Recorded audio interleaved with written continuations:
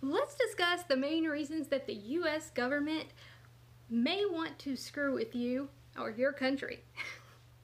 Create some type of government overthrow, coup d'etat, some type of complete chaos that's going to cause much more death and insanity, humanitarian situations, than it actually helps. So, well, it's all going to be to further their agenda of world domination.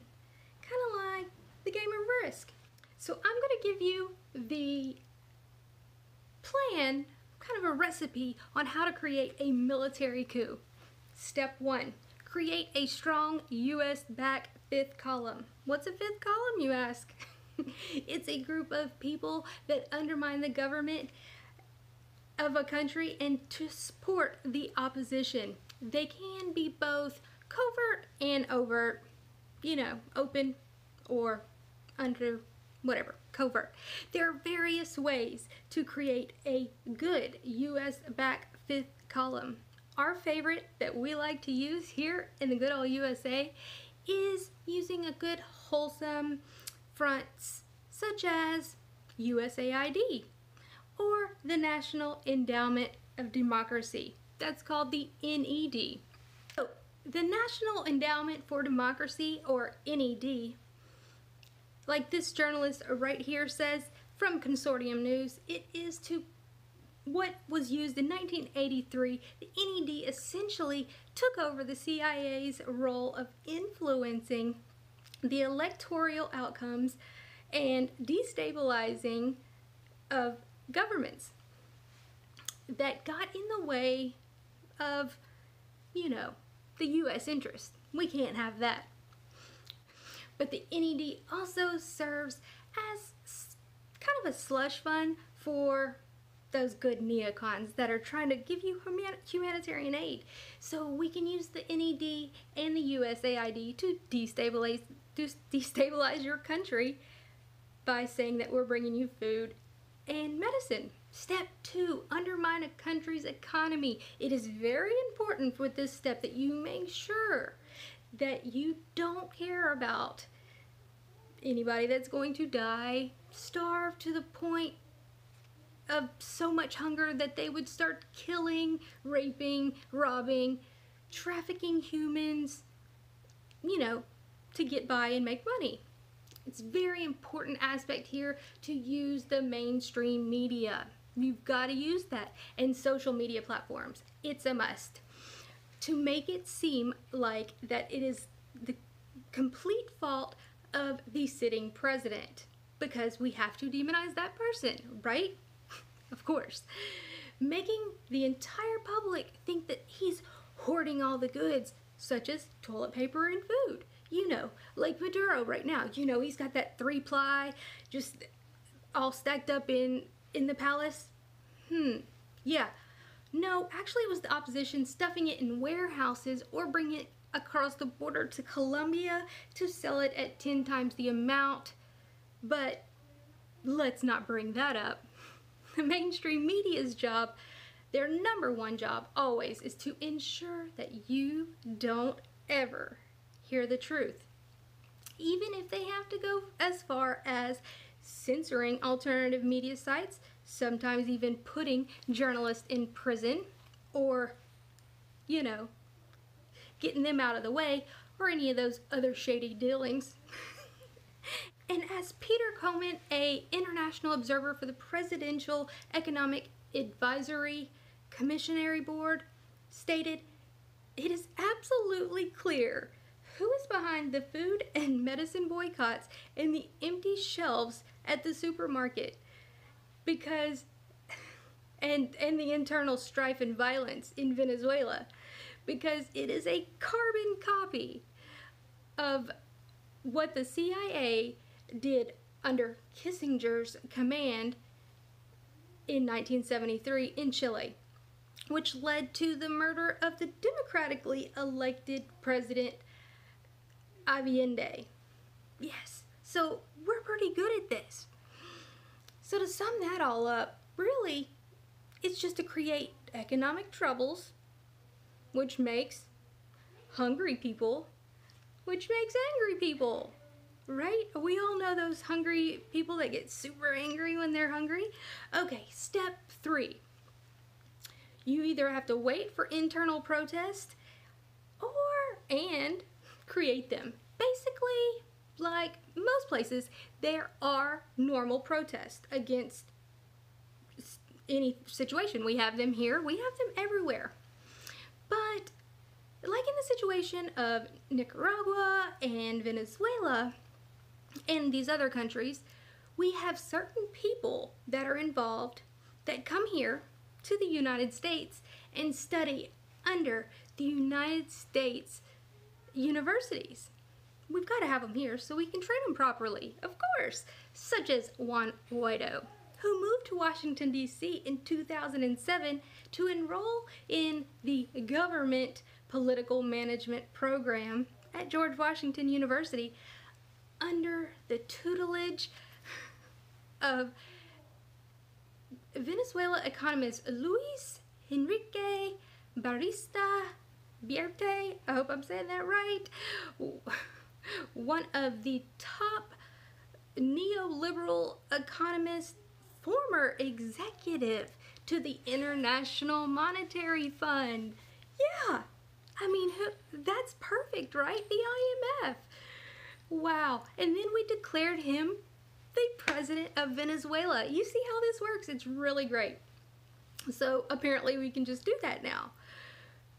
That's just really weird. You know, that's essentially like joining the WWE, studying under Henry Kissinger, and then the U.S. declares you the president of Japan? I don't know. But it gets better.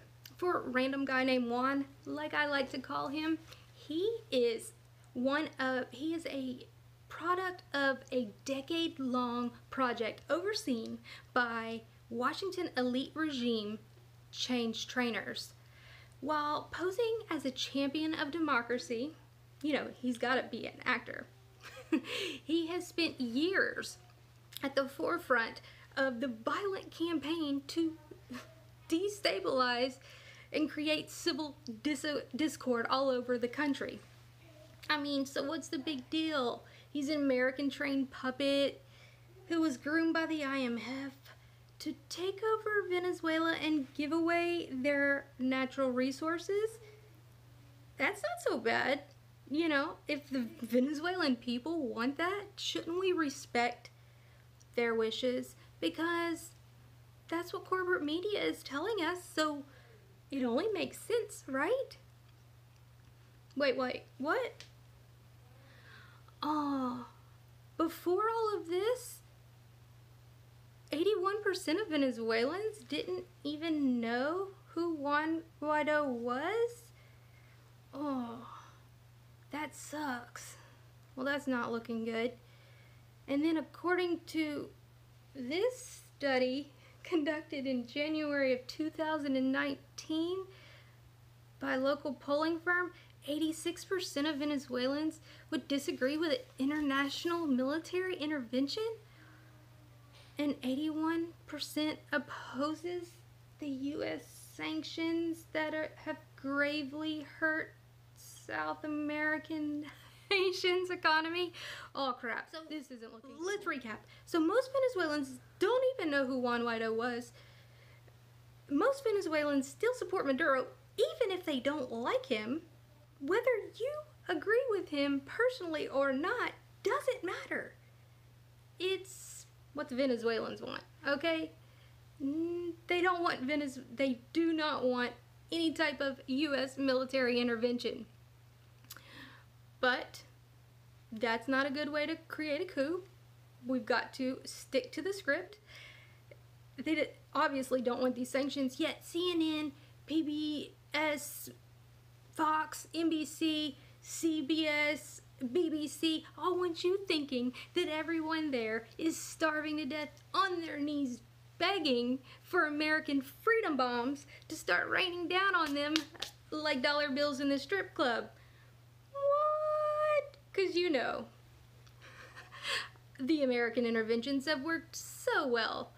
You know, in places that we've done them before, like Syria and Yemen and Afghanistan and Chile and Honduras and Haiti and Libya, Guatemala, Colombia, Panama, and the freaking North Pole where Santa Claus lives. They worked out real well. Actually, you know, these student leaders that have been creating all this chaos were here just a few months ago and took this nice little picture with none other than Senator Marco Rubio. You know, great guy. He is great for this plan of how to create a coup. You have to have him and John Bolton and all of these guys to do a perfect military coup, okay? And just know that these people that you see on social media saying, oh, we need help, those are usually the upper crust of the, you know, the 1%ers. But they're the ones speaking for everybody. What? This isn't sounding so good. So, but you gotta stick, oh, let's roll back. We gotta stick to the script, okay? Don't worry about any of those things. Don't worry about the bots. Don't worry about the fake social media accounts. Let's go on to step 4. Get violent. While accusing the government of getting violent. Isn't that perfect? It's kind of like when my boys are arguing and one hits another one and he's like, oh, no, Mom, that's not what happened. I didn't kick him. You know, his stomach got in the way of my foot. What? Yeah, that's how it is. That's essentially like what just occurred when Venezuelan National Guard seized the cache of weapons just the other day of antennas, radios, walkie-talkies, phones that flew right out of Miami, allegedly to go to the opposition, because we've got to get the chaos going, mix it up, get the guns out there, that way then they can point it at the direction of the government and say, oh my God, they're so crazy, they're shooting people everywhere. Ooh, but that sucked because they weren't supposed to find them, but the Venezuelan National Guard interrupted that part. That was supposed to be a secret. I guess somebody really screwed up that shipment. And then we won't have the shooting on the streets and the random killings like they did a few years back that Juan Guaido was part of. Well, this isn't looking good. Yeah, this is not looking good. But anyway, if steps 1 through 4 do not work, then you have step 5. What is step 5? Kidnap or assassinate. Yup. Sometimes you just gotta do what you gotta do. If you want to rule the world, you've got to just sometimes take one for the team and take one out. You know, if you're feeling really generous, you just put them on a U.S. military plane and fly him to Africa, against his will, of course, which actually happened in 2004 with President Helions Bertenda, I think. You know, that must have been a very, very odd flight, very long flight, probably like 10 hours or something, just sitting there like, what's up, bro? You mad, bro? You just gonna dump me off in Africa? I mean, I didn't bring a toothbrush, sunscreen. Can I get some sunscreen? It's Africa. Oh my gosh. I have my best patent leather shoes on. Well, that's gonna suck. Just drop them off over there. And we have an endless number of examples that I can also give you. Because some of our things have worked because we have become amazing at these U.S. And in 1973, the CIA overthrew that socialist President Salvador Allende in Chile. But have no fear, after that overthrowing, we installed a murderous dictator, Donde Pinochet or something. You know, he was kind of more cut from the same cloth as the US DC people. You know, they like to, they love, really, enriching themselves and killing the enemy by things like death squads. You know, if you don't like that, you know, we don't really want to hang out with you. We want to have somebody that's like us. We feel that, okay? Then we have Ecuadorian President Jaime Rosé, who died in 1981 in an airplane accident. Ooh, yeah, I mean, it happens. It was sad. After going forward with the plan to reorganize his Ecuadorian fossil fuel industry, meaning he nationalized it. We don't like when you nationalize your oil, so don't do that. His airplane fell right out of the sky. It came down with a really bad case of CIA. It's not really like HIV because it only affects, you know, just a few people. Kind of like that very strange cancer that Hugo Chavez came down with. Oh, I know, yeah. And there's dozens of attempts that were on Fidel Castro of Cuba. Holy crap. Which all of this stuff has came out through the Freedom of Information Act, and you can go and find it.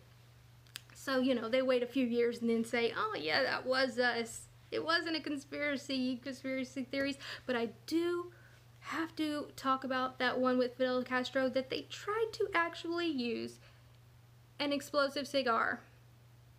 It obviously didn't work, but it's kind of funny. As funny as assassinating a duly elected president or whatever it can be. But that is how you successfully run a US-backed military coup. If you have any questions, we have tons of research that you can look into. Next, let's talk about how to avoid this type of situation. So if you are thinking about becoming some type of president or prime minister of any type of country, you want to take note on these situations, okay? These are the main reasons that the US will screw with you. But if you don't have these, you don't need to worry, okay? I'm going to give you like 3. If you have one of these things, you may not need to be too concerned. If you have 2 of these things, the US is probably already planning on how to screw with you. Don't be confused. When I say the US, I really just mean DC and those that are highly connected to those type of people. So, you know, don't get your feelings hurt. All right? If you have 3 of these things, then you better really look out, or actually probably just turn around, because we probably are already controlling you and really screwing you.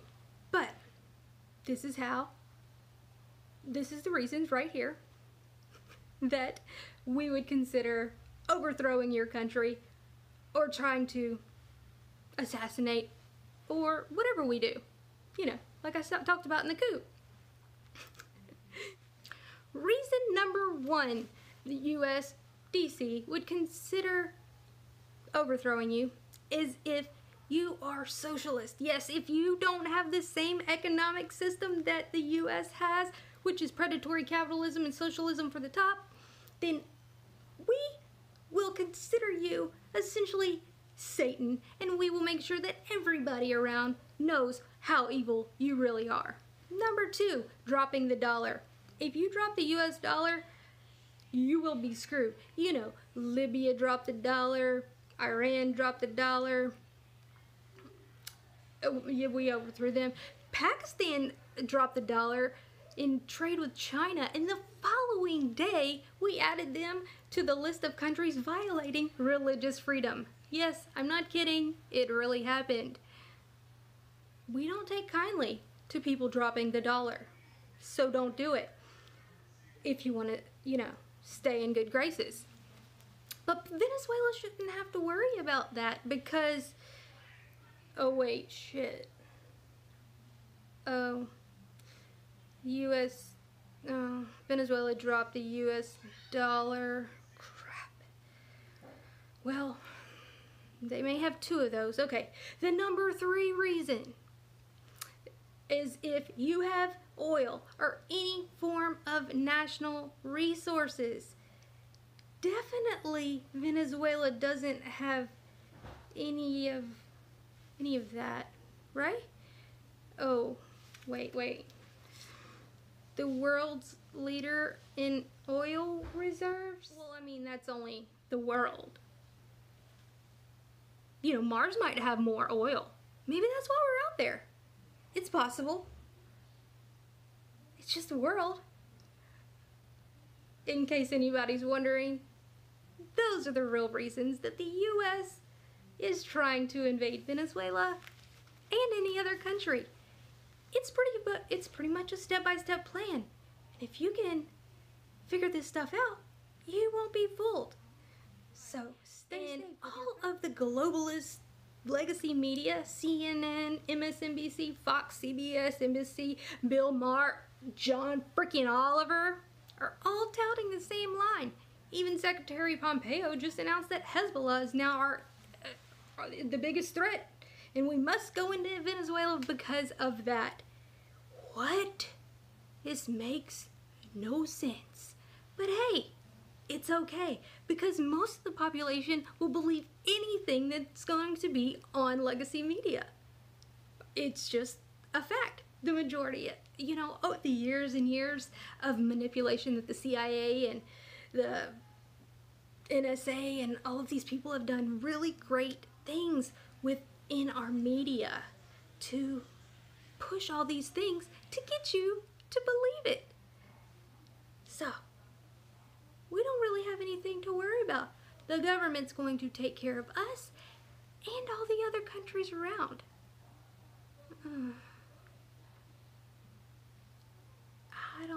Wait, what? That doesn't seem right at all. The Venezuelan people really should have exactly how they want to run their country. We should not be involved in anybody else's business at all. Until we can fix the shit that's going on in our country, we shouldn't be doing anything in anybody else's country. But heck, that's just my opinion. I just hate seeing U.S. military soldiers coming home with flag-draped coffins.